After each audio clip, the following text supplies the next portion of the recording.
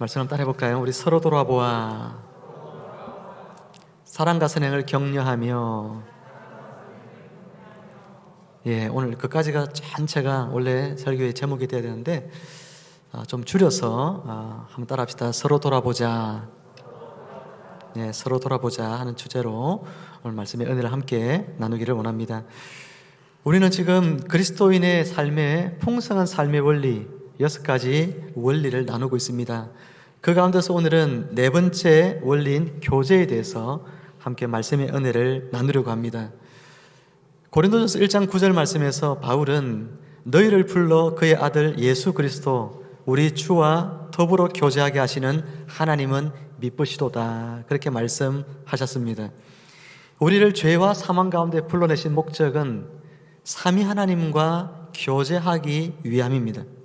요한일서 1장 3절에서는 또한 우리가 보고 들은 바를 너희에게도 전함은 너희로 우리와 사귐이 있게 하려 함이니라고 했습니다. 또한 우리가 그리스도인이 된 것은 성도 상호 간에 서로 간에 교제하기 위하여 또 하나님께서 우리를 한 교회의 식구가 되게 해 주셨습니다. 그러므로 오늘 우리가 예수 믿어서 그리스도인이 된다고 하는 것, 그것은 이처럼 삼위 하나님과의 교제, 그리고 성도들 상호 간의 교제를 누리는 그런 기쁨을 우리가 누리며 살도록 하나님께서 하시기 위해서 우리를 구원하신 목적도 있다 하는 것이죠. 요한일서 1장 4절 말씀에서는 성경이 이렇게 말합니다. 우리가 이것을 쓰면 우리의 기쁨이 충만하게 하려 함이라. 삼위 하나님과의 교제, 그리고 성도들 상호 간의 교제, 이 교제를 위하여 하나님께서 우리를 불러내셨다라고 하는 것이 우리에게는 기쁨이 된다는 것이죠. 그러니 사랑하는 여러분, 삼위 하나님과의 풍성한 교제를 말씀과 기도 속에서 누리면서 또한 성도들을 만나면 성도들 간의 친밀한 사랑의 교제들을 나눔을 통해서 하나님이 오늘 여러분에게 작정하신 것, 기쁨을 주시고자 하시고 풍성한 삶을 주시고자 하시는 이 은혜들을 여러분이 날마다 누리며 살아가기를 주님의 이름으로 축원을 드립니다. 오늘 본문 10장 24절 말씀에서는 바울은 이렇게 시작하고 있죠. 서로 돌아보라. 여러분, 돌아본다 라고 하는 이 말은 생각한다 라고 하는 단어에서 왔습니다. 여러분, 생각한다는 이 단어는 어떤 또 뜻에서 왔냐면 마음을 지배한다, 또 어떤 것에 관심을 가진다, 또 자세하게 살핀다, 그런 뜻을 가지고 있습니다. 여러분은 어디에 관심을 가지고 살고 있습니까? 여러분은 어떤 생각에 지배를 받으면서 하루하루 살아가고 있습니까? 바울은 오직 교회만을 생각하며 살았던 일명 교회 바보죠. 교회를 늘 마음에 품고 살았던 인물이 사도 바울입니다. 바울은 그래서 오늘 성도들에게 서로를 살피는 일에 마음을 쏟으라고 이야기합니다. 우리가 생각의 지배를 받아야 되는데 그 생각의 지배가 내가 뭔가 하고 싶은 것, 내가 누리고 싶은 것, 그런 것에 생각의 지배를 받는 것이 아니라 교회를 생각하라는 것입니다. 그리고 교회 안에서 특별히 성도들을 생각하라는 것입니다. 오늘도 성도들을 생각할 때에 그 성도가 오늘도 하나님 앞에 잘 살고 있는지, 지난번에 어려웠던 그 삶들을 잘 이겨내고 있는지, 그런 부분들을 생각하며 서로 돌아보라고 권면하고 있습니다. 바울은 고린도전서 12장에서 우리 그리스도인들을 그리스도의 몸을 이루는 지체들이다, 그렇게 이야기를 했습니다. 하나님께서 여러 지체들을 교회 안에 두셨습니다. 여러 지체들을 교회 안에 두신 목적은 서로 같이 돌보도록 하기 위함이다고 이야기했습니다. 고린도전서 12장 25절 말씀인데 여러 지체가 서로 같이 돌보게 하셨느니라. 한번 따라 합시다. 여러 지체가 서로 같이 돌보게 하셨느니라. 아멘. 여러분, 우리가 그리스도의 몸을 이루는 지체라고 하는 건 바로 이와 같은 의미입니다. 서로를 돌아보라는 것입니다. 연약한 자들이 없는지를 돌아보라는 것입니다. 여러분, 지체의 비유를 든 것은 내가 누구를 돌아보는 것을 의무로만 생각하지 말라는 이야기예요. 누군가를 돌아보는 것은 결국은 나에게 크나큰 유익이 되는 일임을 또한 말하고 있는 것입니다. 그래서 지체의 비유를 든 거예요. 여러분, 손가락이 아픈데 이 손가락이 하나 아픈 것을 그냥 그대로 가만히 두면 어떻게 되겠습니까? 내 몸 전체가 아픈 것처럼 느끼게 됩니다. 그러면 어떻게 해야 되지요? 아픈 손가락을 치유해야 되지요. 이 지체, 이 연약한 다친 이 손가락이라는 지체를 내가 돌아보지 아니하면 그 지체만 괴롭고 아픈 것이 아니라 그 지체를 더불어서 그리스도의 몸을 이루는 우리 교회 공동체가 함께 아픈 거예요. 나도 함께 아파지는 것입니다. 그렇기 때문에 지체를 돌아보는 일을 의무로 생각하는 것이 아니라 지체를 잘 돌아보고 그들과 아름다운 사랑의 교제를 나누는 것은 결국은 지체를 바로 세우는 것이기도 하지만 나를 세우는 것이기도 하고 우리 교회 공동체가 기쁨의 공동체로 잘 세워져 가기 위한 그런 하나의 중요한 방법임을 깨닫게 되어지는 것이죠. 그래서 우리는 교제에 힘을 쏟아야 하는 것입니다. 사랑과 선행을 격려하는 것, 오늘 그것을 위해서 너희가 서로를 돌아보라, 그렇게 또한 이야기하고 있습니다. 여러분, 사랑과 선행을 격려한다는 것, 이것은 당연한 성도의 의무죠. 그리스도인이 된 사람들, 구원받은 사람들은 당연히 사랑과 선행으로 격려하는 교제에 적극적으로 참여를 해야 합니다. 바울은 이것이 그리스도인의 당연한 의무이면서 또한 우리가 교제하는 목적이라고 이야기하고 있습니다. 사랑과 선행을 격려하는 것. 예수님께서는 이 사랑과 관련해서 요한복음 13장 34절에서 말씀하시기를 새 계명을 너희에게 주노니 서로 사랑하라. 내가 너희를 사랑한 것 같이 너희도 서로 사랑하라. 우리가 서로를 사랑해야 하는 것이 주님이 주신 새 계명이라고 말씀하셨죠. 또한 선행과 관련해서는 에베소서 2장 10절 말씀에서 우리는 그가 만드신 바라 그리스도 예수 안에서 선한 일을 위하여 지으심을 받은 자니라고 했습니다. 선한 일을 위하여 우리는 지음받은 존재들이라는 것이죠.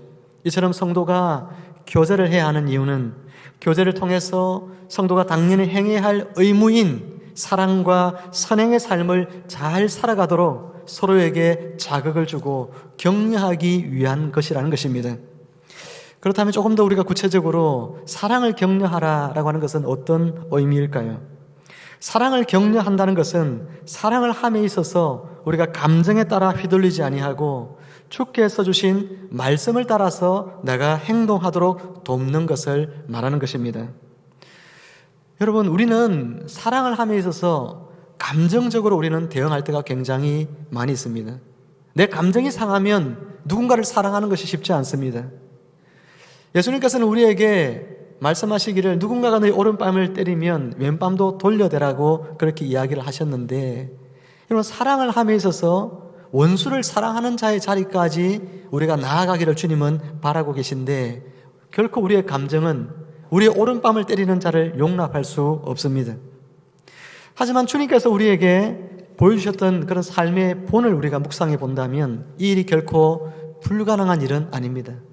주님은 우리와 똑같은 사람이신데도 불구하고 주님께서는 원수를 품으시고 용서하시고 사랑하셨습니다. 자신을 십자가에 죽이는 자들을 위해서 오히려 기도해 주신 분이 예수님이시잖아요. 그러니 우리도 예수를 믿는 우리는 예수님 안에서 주님처럼 사랑의 삶들을 살아갈 수가 있다는 것이죠. 사람이 모여서 살아갈 때에 별의별 사람들이 다 있습니다. 그러다 보니 감정이 서로 다치는 일들이 생기기 마련입니다. 그래서 세상의 모임에서는요, 그런 감정이 다치면 모임이 깨지고 사람들이 떠나는 일들이 허다하게 생깁니다. 여러분, 대선을 치르면서 보면 이렇게 당들이 많이 있잖아요. 당들이 있는데 예전에 보면 당들이 막 금방 깨지고 또 다른 당하고 합치고 이런 일들 얼마나 여러분 많이 있습니까? 서로 간에 감정이 다치면, 생각이 틀려지면 그렇게 깨어지기가 쉬운 것이 세상의 모임입니다. 감정대로 안 되는 것입니다. 감정이 상하면 보기 싫은 사람 떠나게 되어 있습니다. 감정이 상하면 아무리 우리가 교회를 다니지만 저 사람 보기 싫어서 내가 예배 시간도 바꾸어서 가기도 하고, 저 사람이 나와 같은 셀에 편성이 되면 그 셀 모임에 나가지 않게 되기도 하고, 전도회 모임 하는데 누군가 꼴 보기 싫으면 전도회 안 나가게 되어지는 것입니다. 그것이 일반적인 사람의 모습들입니다. 그러나 그리스도 안에서 새 사람 된 사람들, 새로운 피조물로 빚어진 사람들, 하나님의 나라의 이 백성들, 그들의 삶들은 그와 같은 삶이 아니라는 것입니다. 십자가 앞에 우리는 나가야 됩니다. 내가 누군가를 사랑할 수 없을 때 십자가 아래 우리가 나아가 무릎 꿇어야 합니다. 그곳에 나아가서 내가 누군가를 품지 못하고 내 감정 때문에 사랑하지 못하는 그 마음을 주님 앞에 내어놓고 회개해야 하는 것입니다. 내가 감정이 상하고 내가 기분이 나쁜데 그래서 그것을 어떻게 풀 것인가, 그런 것에 골똘하고 고민하는 것이 아니라 내 감정이 상해서 누군가를 품지 못하고 용서하지 못하고 사랑하지 못한다면 내가 주님의 은혜가 메말랐음을 깨달아야 됩니다. 내가 주님의 사랑을 알지 못하는 사람인 것을 생각하면서 회개해야 하는 것입니다. 주님이 나를 어떻게 사랑하셨는지, 내가 어떤 사랑을 받아 거듭난 새 신자가 되었는지, 여러분 우리 스스로 생각해 보아야 하는 것입니다. 그리고 십자가 앞에 나아가서 회개하며 눈물로 내가 용납하지 못하고 사랑하지 못하는 그 마음을 하나님 앞에 내어놓고 용서를 구해야 한다는 것이죠. 사랑하는 성도 여러분, 한번 물어보겠습니다. 아멘으로 한번 대답해 보세요. 여러분은 과거에 여러분 스스로 용서받을 수 없는 죄인이었음을 고백하고 있습니까? 또 물어볼게요. 그리고 이제 주님께로부터 말로 다 할 수 없는 십자가의 사랑을 받은 분들이 맞습니까? 우리 그런 사람들이잖아요. 그렇다면 우리는 어떻게 해야 합니까? 사랑하며 살아야 합니다. 주님이 우리에게 예수 믿는 사람들은 새 계명을 받고 새 계명을 따라 사는 사람들이라고 이야기했는데 너희가 새 계명을 받았으니 사랑하라. 그런데 우리는 우리의 감정 때문에 기분 나빠서 사랑하지 않고 꼴 보기 싫어서 얼굴 보기 싫어서 그 사람이 있는 장소들은 피한다면 우리는 새 피조물 된 사람들이 아니라는 거예요. 왜 사랑하는 지체를 함께 그리스도의 피로 인하여 구속받은 사랑하는 형제 자매를 왜 용납하지 못합니까? 왜 품지 못합니까? 뭐가 그렇게 눈에 가시처럼 여러분에게 느껴집니까? 그 사람이 여러분에게 어떤 해코지를 했길래 어떤 잘못을 했기에 원수처럼 여깁니까? 우리 교회 공동체 안에서 원수 될 만한 일을 하지는 않잖아요. 아주 사소한 것들입니다. 작은 것들 때문에 그냥 감정 상하고 기분 나빠하고, 여러분 그것이 그 지체가 여러분에게 설사 그렇게 상처를 주었다 할지라도 그것을 받아들이지 못하는 여러분의 속 좁은 마음을 주님 앞에 가지고 나가서 회개해야 한다는 것입니다. 사랑하는 성도 여러분, 참 제자, 참 신도는 서로 사랑하는 사람들입니다. 예수님께서 너희가 서로 사랑하면 이로써 모든 사람이 너희가 내 제자인 줄 알리라, 그렇게 말했습니다. 바꿔 이야기하면 너희가 참으로 예수인 나를 주로 고백하는 사람인 줄 사람들이 알게 될 것이라는 이야기예요. 어떻게 할 때에? 너희가 세상 사람 사랑하는 것이 아니라 너희가 성도들 너희가 서로 사랑하면, 그렇게 이야기했어요. 우리에게 주님이 어려운 것도 이야기한 거 아닙니다.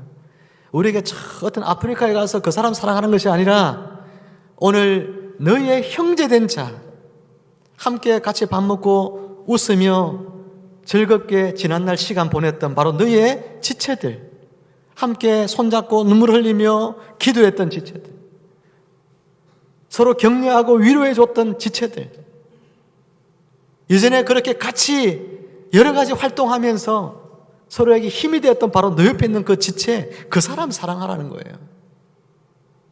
어제까지는 그렇게 그 사람하고 친하게 지내다가 오늘 되면 등 돌리고 서로 안 본 척하고, 어제는 그 사람 때문에 너무 많은 은혜를 받아서 고맙다고 사랑한다고 얘기했던 그 사람이 작은 상처 하나에 돌아서서 그 사람 꼴도 보기 싫어하고 다니면서 그 사람 폄하하고 욕하고 비난하고, 여러분 그것은 그리스도인의 모습이 전혀 아닌 것입니다. 사랑하는 성도 여러분, 주님은 너희가 바깥에 있는 사람 사랑하라는 것이 아니라 너희 안에 있는 성도들, 지체들을 서로 사랑하며 살아갈 때에 예수 안 믿는 사람들이 보면, 야, 저 사람들 진짜 예수 믿는 사람들 맞네, 예수님을 정말 주님으로 고백하는 사람들은 저렇게 사랑하며 사는구나, 그렇게 여기게 되고 사람들이 여러분을 칭송하고 주님께 영광을 돌리게 되고, 그래서 그들이 주님 앞으로 나와 하나님의 백성이 되기를 사모하는 마음을 갖게 되어지는 것입니다. 여러분, 우리는 사랑을 격려해야 됩니다. 그리고 또 바울은 뭘 격려하라고 했습니까? 우리에게 선행을 격려하라, 그렇게 이야기했습니다. 여러분, 선행이란 뭘까요? 선행이란 단지 어떤 착한 일을 행하는 것이 아닙니다. 선행이라는 기준은 하나님에게 있어요. 하나님께서 기뻐하시는 일을 행하는 것, 그것이 바로 선행입니다. 우리를 하나님께서 만드신 목적이 뭐냐? 이 땅에 태어나게 하시고 그리고 하나님의 백성이 되어 교회로 부르신 목적이 뭐냐? 바로 하나님이 기뻐하시는 선행을 하라고 우리를 만드셨고 부르셨다고 이야기하고 있습니다. 내가 행하는 모든 일들이 여러분 하나님이 다 기뻐하시는 일들만 있는 것이 아니죠. 여러분이 행하는 많은 선한 일들이 있을 수 있습니다. 가령 하나를 들면 어떤 봉사활동을 할 수 있습니다. 그런데 그 봉사활동이 선한 일인데 근데 그 일을 하기 위해서 주일날 예배를 빠진다. 그러면 그 일은 선한 일이 될 수가 없는 거예요. 연탄 봉사를 하고 김치 나눔 봉사를 하고 도시락 반찬 나눔 봉사를 하고 바깥에서 구호 활동을 하고 뭐 여러 가지 할 수 있습니다. 세상 사람들 볼 때는 그 일들 많이 하면 참 좋은 사람이라 이야기할 겁니다. 그러나 그 일을 하기 위해서 예배를 빼먹고 그 일을 하기 위해서 성도의 거룩한 교제를 빼먹고 그 일을 하기 위해서 기도하는 시간을 빼먹고 여러분 그렇게 살아간다면 그것이 하나님의 선한 일이 되겠냐는 거예요.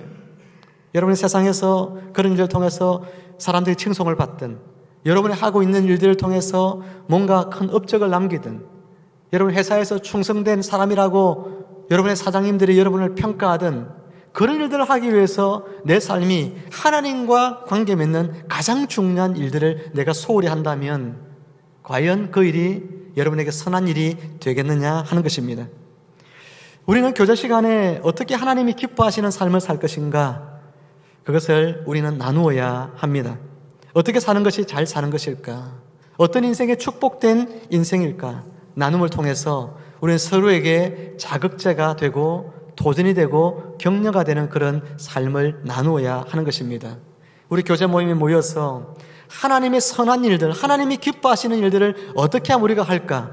그 일에는 어떤 것들이 있을까? 이런 것들이 우리 가운데 풍성히 나누어져야지 주식 이야기하고 아파트가 올라간 이야기하고 월급 이야기하고 누가 돈 벌었네 이야기하고 이런 이야기들 하면 세상 모임과 하나도 다를 바가 없죠. 그런 교제 모임을 하지 않는 것이 나은 것입니다. 그러므로 우리는 교제를 통하여 하나님의 선한 일들을 마음에 품을 수 있도록 아름다운 이야기들을 서로 나눔을 통하여서 서로에게 자극을 주고 격려하는 그런 아름다운 모임이 될 수 있는 그런 교제를 해야 한다는 것이죠. 이것이 우리가 모여 교제하는 목적입니다. 바울은 이처럼 교제를 통해서 사랑을 격려하라. 그리고 여러분 선행을 격려하라 권면하고 있습니다. 여러분 격려하라 그랬잖아요. 이 격려라고 하는 것을 우리는 잘 이해할 필요가 있습니다. 격려가 이 교제에 미치는 영향력이 얼마나 큰지를 우리는 잘 배울 필요가 있습니다.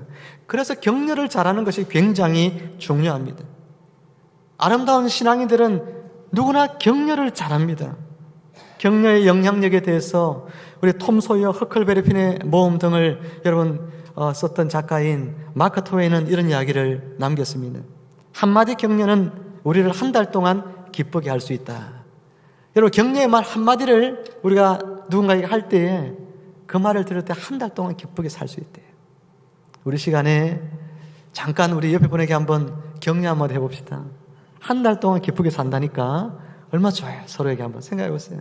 사랑하는 성도 여러분, 격려가 참으로 중요합니다. 세계적인 작가요 명연설가였던 1920년대에 살았던 지걸러라는 사람은 이런 이야기를 합니다. 적절한 순간에 진실한 말 몇 마디가 인생에 얼마나 큰 영향을 줄지는 아무도 모른다. 어떤 사람에게 한마디의 말을 던졌는데 그 말 한마디 때문에 그 사람 인생이 바뀌어집니다. 저는 중학교 다닐 때 교회를 처음 나가서 세상에서 좀 나름대로 거칠게 살다 보니까 교회 나가서도 뭐 한 2살 많은 형들에게는 야 이러면서 지냈거든요. 그러니 뭐 중학교 2학년짜리가 교회 와가지고 야 이러니까 고등학교 1학년 형들이 좋아하겠어요? 그래가지고 한 번은 끌려가서 죽을 듯이 막 두드려 맞은 적이 있는데 근데 저희 전도사님이 저에게 다른 사람은 저를 다 미워하는데 전도사님은 저를 참 사랑해 주셨어요. 그래서 한 번은 주기도문 암송해서 가는 그런 날이 있었는데 제가 교회 간 지 한 달도 안 됐을 때입니다. 근데 암송하고 제가 갔더니 사람들 잘 안 외워왔더라고. 그때 이제 초신자 반인데 제가 이제 암송했더니 전도사님이 칭찬해 주시는 거예요. 야 너 참 정말 잘했다 이러면서 제 격려를 하면서 뭔가 따뜻한 말을 해줬는데 그 말이 제 마음에 딱 꽂혔어요. 그래서 나는 이 전도사님, 이 교회를 떠나지 않으리라. 그때부터 내가 열심히 신앙생활을 하게 된 계기가 되었습니다.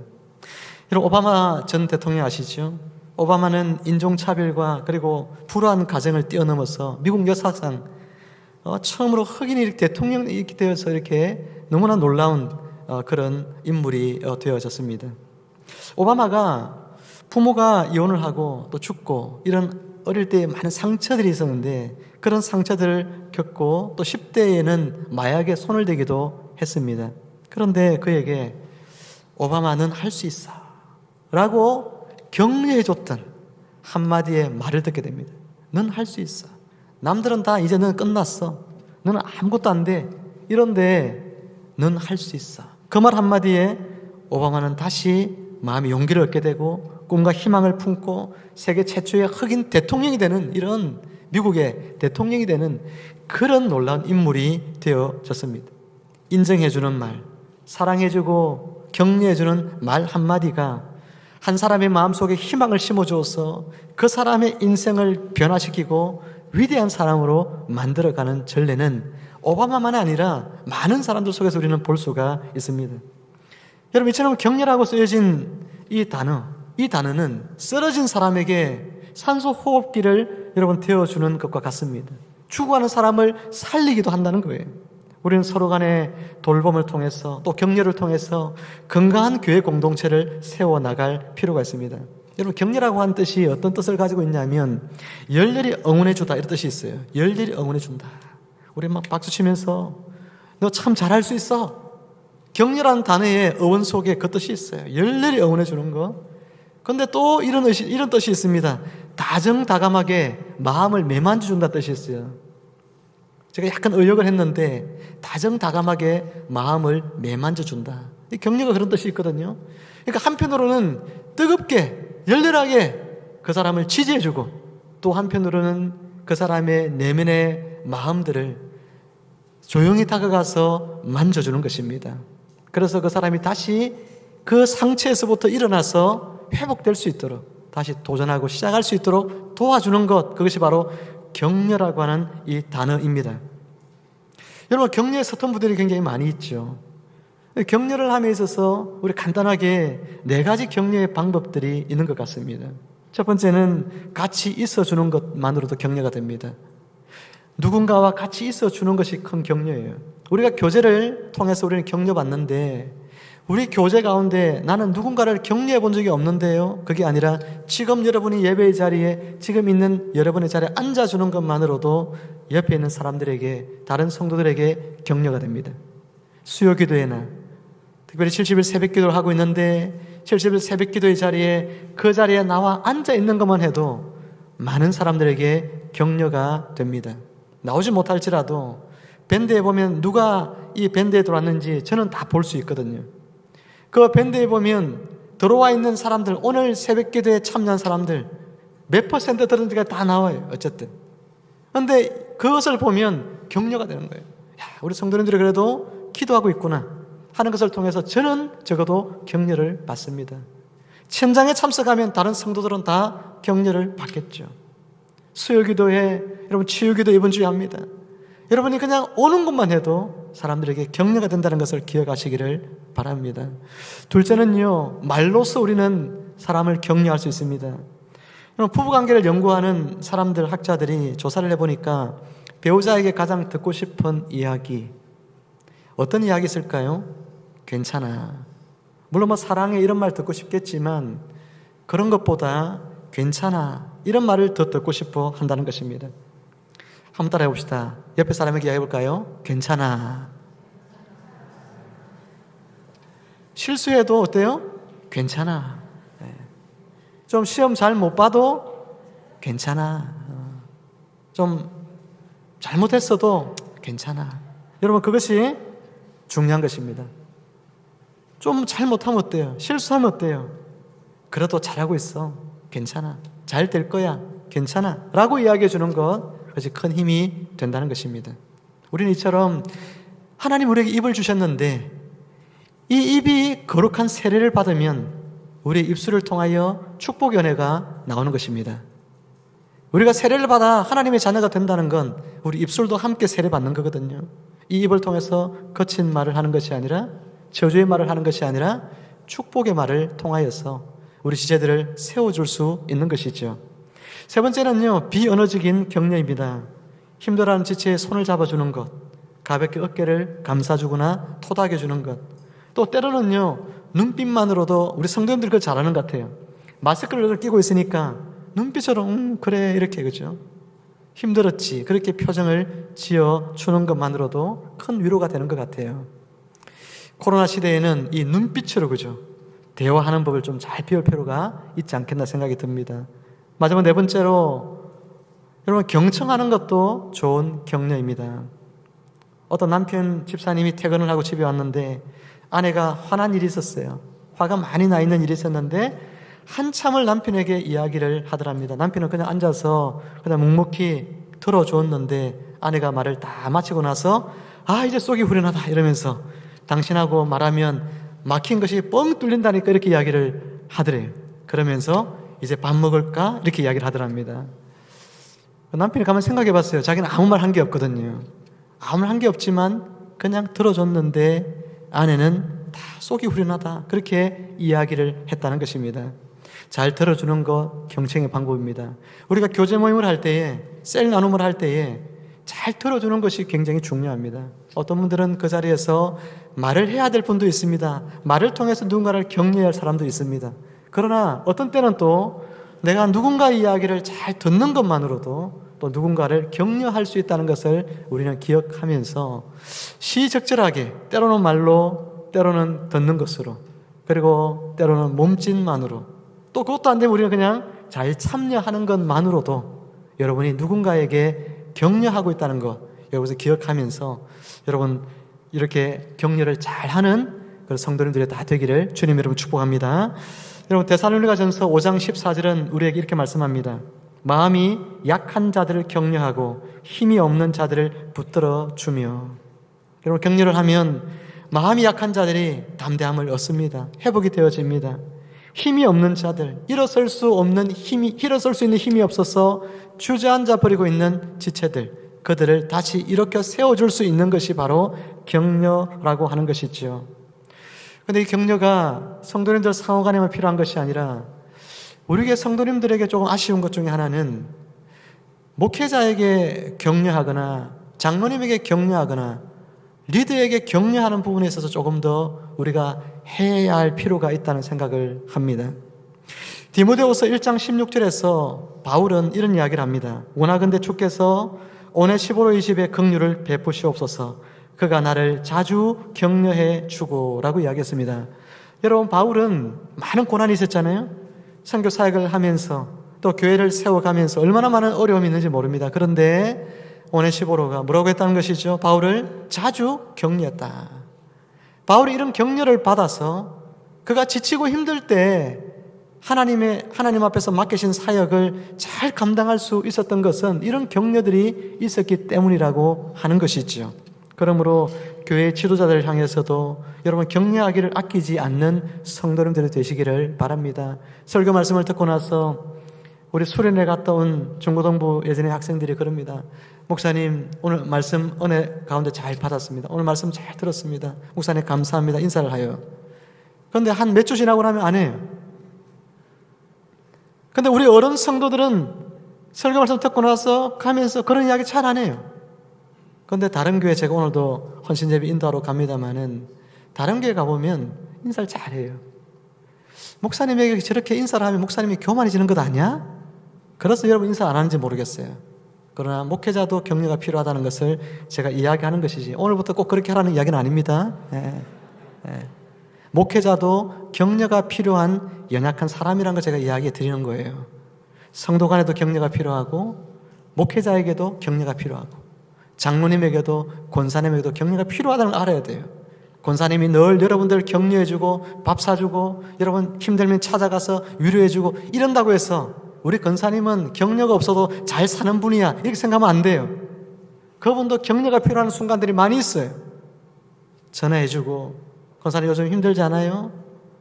또 맛있는 거 있으면 같이 해서 좀 나눠드리고 이러면서 서로에게 격려하는 저와 여러분들이 된다면 우리 교회 공동체가 얼마나 더 아름다운 공동체가 될까를 생각하게 되어집니다. 이제 말씀을 마칩니다. 사랑하는 성도 여러분, 사도는 이렇게 오늘 우리에게 경고하고 있습니다. 히브리서 10장 24, 25절 중반 이후부터 보면 모이기를 피하는 어떤 사람들의 습관과 같이 하지 말고 오직 권하여 그날이 가까움을 볼수록 더욱 그리하자. 여러분, 바울 당시에 어떤 그리스도인들은요, 습관적으로 교회 모임에 참석하지 않는 사람들이 있었습니다. 그 이유가 무엇이든 이 그리스도인들은 그들 자신의 힘으로 신앙생활을 하려고 시도하고 있었다는 것이죠. 여러분, 이러한 개인주의적인 태도, 혼자서 신앙생활을 잘할 수 있겠다는 자만, 그것은 결코 유익하지 않습니다. 그와 같은 것이 오늘날에 더 만연해 가고 있습니다.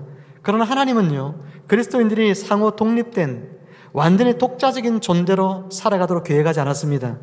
하나님이 세상을 창조하시고 사람을 만드셨을 때 하나님이 가장 먼저 하신 일이 뭐냐면 공동체를 만드는 거였어요. 아담에게 여자를 만듭니다. 그래서 그에게 가정이라는 교회 공동체를 만들어 주십니다. 여러분, 하나님이 왜 그렇게 하셨을까요? 사람은 홀로 살 수 없기 때문에 그런 거예요. 사람은 반드시 교제하며 서로에게 격려가 되는 그런 교회 공동체에 속해 있어야 한다는 것을 말씀하고 있습니다. 공동체에서 여러분 이탈한 사람은 전쟁에 여러분 군대에 대열해서 이탈해버린 그런 사람과 똑같습니다. 적의 표적이 되죠. 혼자 있는 이런 낙오한 그런 군인은 적의 표적이 되기가 너무나 쉬운 것입니다. 주님 오시는 재림의 날이 가까이 올수록 여러 가지 이유로 모임을 폐하려는 시도가 더욱 많아질 것을 바울은 이미 2000년 전에 예고하였습니다. 우리는 이 말씀이 지금 현실이 되어지고 있는 시대 속에 살아가고 있습니다. 그럴수록 우리는 어떻게 해야 될까요? 모일 수 있을 때 더 열심으로 모임을 힘써야 합니다. 모여서 뭐 해야 될까요? 서로를 돌아보고 사랑과 선행을 격려함을 통해서 아름다운 교제 공동체를 세워나가는 일을 해야 하는 것입니다. 그래서 하나님께서 교제를 통해서 우리에게 주시는 기쁨과 그리고 풍성한 삶의 축복을 저와 여러분들 모두가 풍성하게 누려가기를 주님의 이름으로 축복을 드립니다. 함께 기도하겠습니다. 아버지 하나님, 은혜를 감사합니다. 우리에게 이렇게 귀한 교제 공동체를 주셔서 사랑과 선행을 격려하며 아름다운 신앙의 공동체를 세워갈 수 있게 하심을 감사합니다. 아버지 하나님, 우리 지체를 귀히 여기게 하여 주시옵고 우리의 감정에 의해서 이끌리는 사랑이 아니라 말씀에 의해서 지식으로 행하는 사랑하는 자들 될 수 있게 하여 주시옵소서. 아버지 하나님, 또한 하나님이 기뻐하시는 선한 일들을 우리가 어떻게 하면 행할 수 있을지 서로에게 귀한 자극제가 되고 격려가 되는 교제 공동체가 되게 하여 주옵소서. 감사하며 예수님의 이름으로 기도하옵나이다. 아멘.